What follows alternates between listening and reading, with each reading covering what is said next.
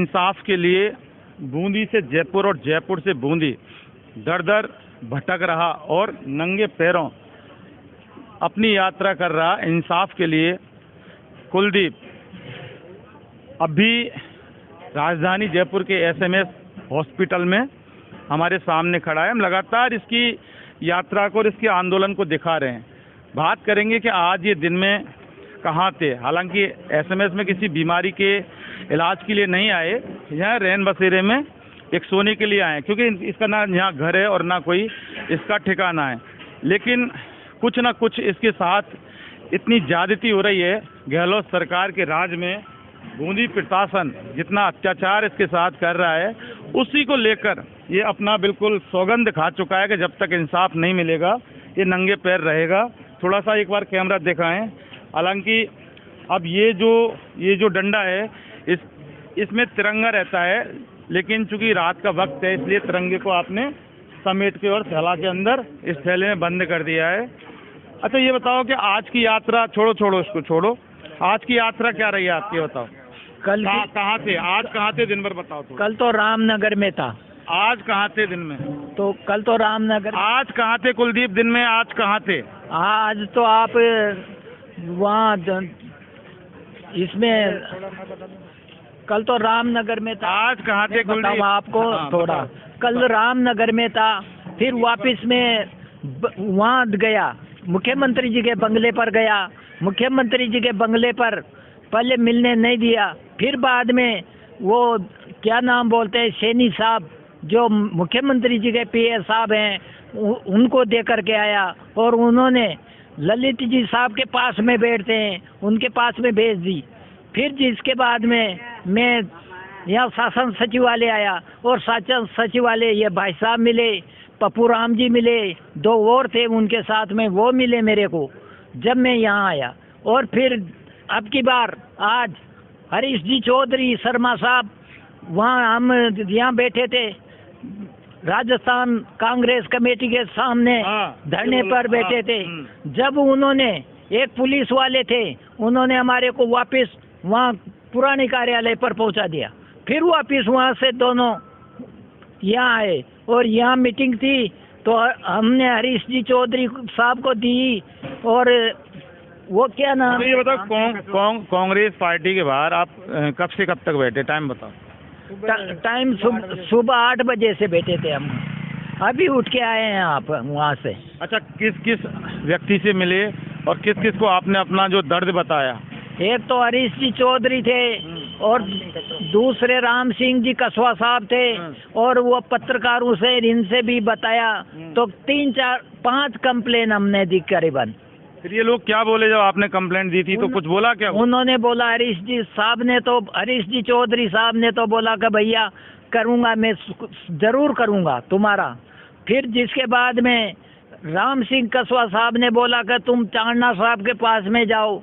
और चांदना साहब के पास क्यों नहीं जाते? कुछ जाते हैं सर चांदना। हाँ लेकिन सर वहाँ ऑफिस में बोलते हैं। तो कब बूंदी गए और बूंदी किसी दूसरे ने शासन सचिवालय में बताया कि पोलो खेल रहे थे, तो तुम उनके पास क्यों नहीं गए?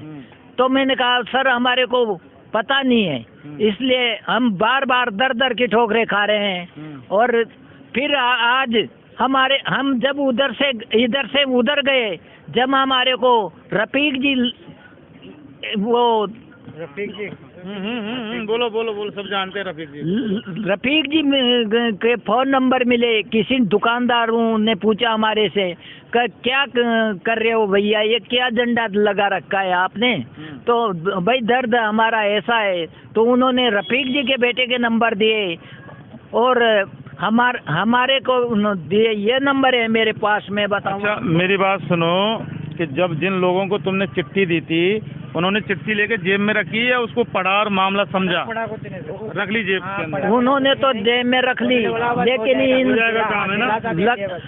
रफीक जी लखवे भी हैं जिन्होंने पढ़ी हमारी। देखिए रफीक साहब से मिलना है, नंबर दिया है 9269411111। सवाल ये है कि उसके बाद आप और SMS आ गए आप सोने के लिए, है ना? दर्द भी सुना हमारा।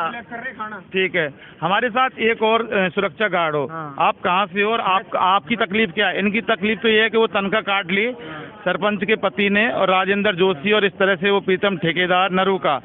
अच्छा, आपके साथ क्या हुआ है बताओ? सर मैं बाडलवास है, मेरा सीकर जिले में गांव पड़ता है, पंचायत बाडलवास, और दो पंचायत समिति से हूँ मैं।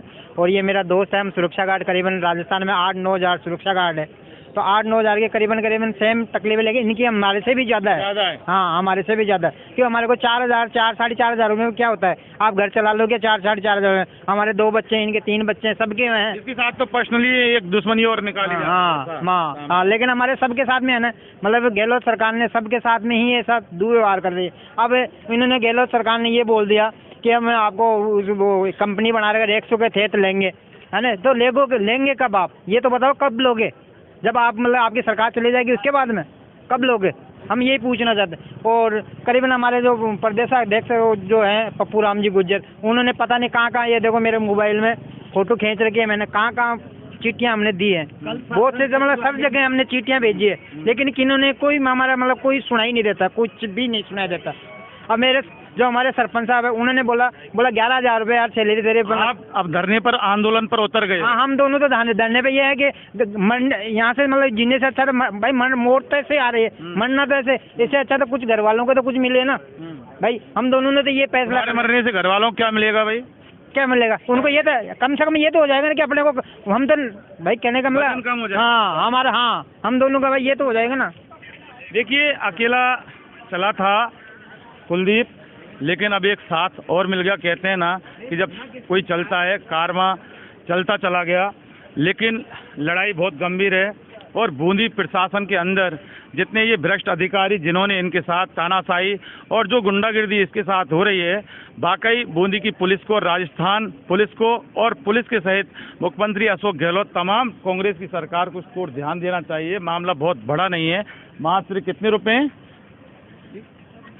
91 हज़ार तो दिए थे, 91 हज़ार दिए, 3.25 लाख का मामला है सर। इसकी मेहनत पे इसकी जो मेहनत है, जो गार्ड की नौकरी करता है दिन रात, उस पर डाका डाल के कुंडली मार के ये प्रशासन के लोग बैठे हैं। अगर इनके खिलाफ कार्रवाई नहीं होती तो फिर आम जनता में बहुत बड़ा गलत मैसेज जाएगा। विशेषकर मुख्यमंत्री अशोक गहलोत, राजस्थान सरकार के अब चुनाव होने वाले हैं और हम शासन सचिवालय में भी गए।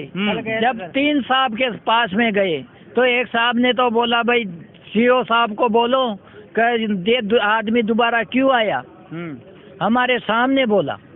हालांकि मुख्यमंत्री सुनवाई में भी गए, तमाम तरह के प्रशासन मंत्री संतरी सारे लोगों से ये मिल रहे हैं, लेकिन इंसाफ अभी तक मिला नहीं।